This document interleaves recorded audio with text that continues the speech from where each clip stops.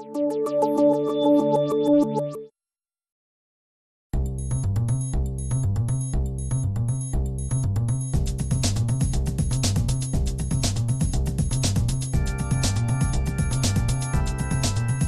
history of video game technology began as early as the 1950s, when academicians began to design games and simulations as part of computer science research.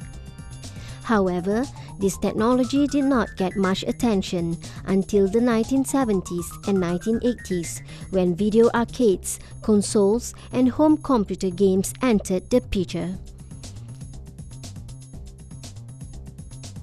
Today, game technology is growing rapidly worldwide, and its market growth increases by 20% each year.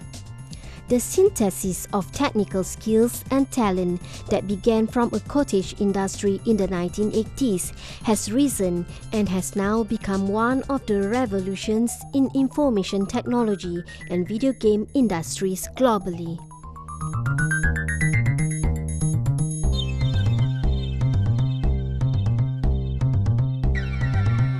So I would say game technology is a combination of a lot of things. The softwares that we use to create the games, the programs, the art itself, the animations, and so on. So because the game is a form of multimedia, from the visuals to animations to audios to all kinds of things.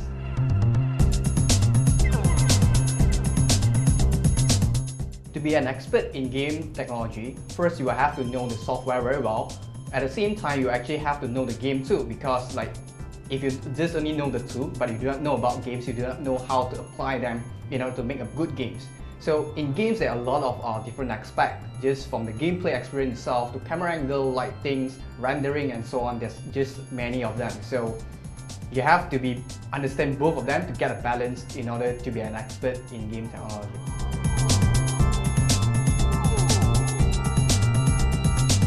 Currently, Unity is one of the very popular game software that are usually used to develop games.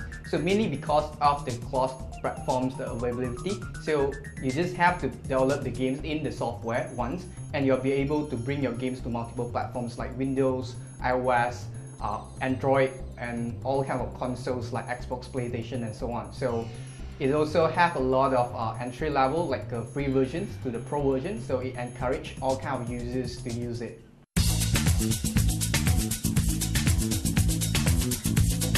Usually it will take 6 months to a year to complete a game. So it depending on how you scale it, but usually we'll spend about 3 months time on developing the ideas, and then another 3 months just to work out the prototypes and the game mechanics as well. So to be a healthy development time usually will take about 6 months for mobile games, but for PC games and console games it will definitely take longer, like a year or 2.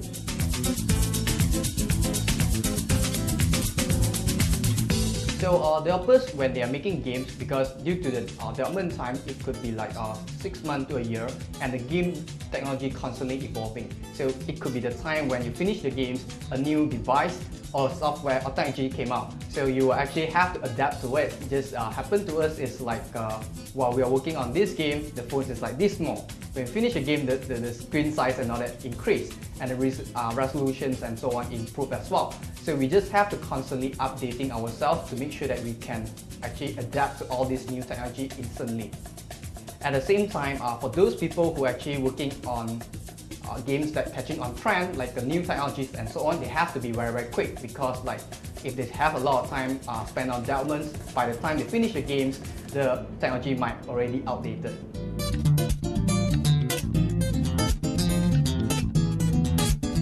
Game technology changes very, very frequently, so to have the right attitude to deal with it is very, very important. So to actually constantly upgrading ourselves as a game developer is actually very important, just to keep ourselves updated to all these softwares and the knowledges. Just look at all these games like Mario's, the classic ones. Although they are not adapting with all these latest technology, the games are actually still fun and good to play. As for the games that actually focuses a lot on technology, they actually have to be catching up on time. Because if they are not following up the trends and all that, by the time they finish the games, the 3D modeling and the game technology itself already might look outdated and couldn't compete directly with the games out there in the industry. So they have to be very quick and be very quick on adapting on this new technology.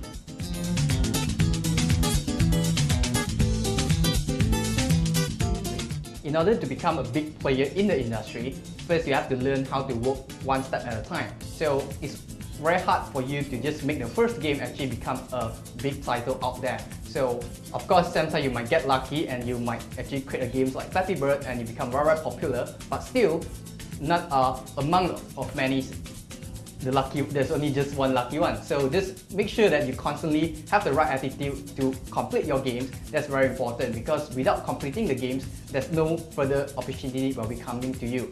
So keep this in mind. Complete one game and then move on to another.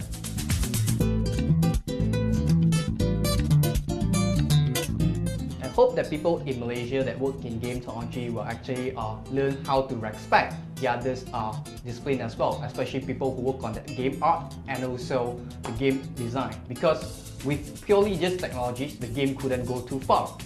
It needs the support of the others' principle as well. So to truly understand the others too is where the party can actually work together and make really good game. So for now, people who actually sometimes just think you just need like good programming skill to make a good game, but in fact that's not true. You just have to be able to know each of these different disciplines like art, design, and also last part, the technology itself. In Malaysia, the rise of an increasing number of video game pioneers and developers, or known as game developers, display a healthy national progress in multimedia development. Although often seen as a negative phenomenon that is detrimental, especially to children, in reality, video games are able to provide stimulation for our brain creativity and mental reflexes. What matters is discipline and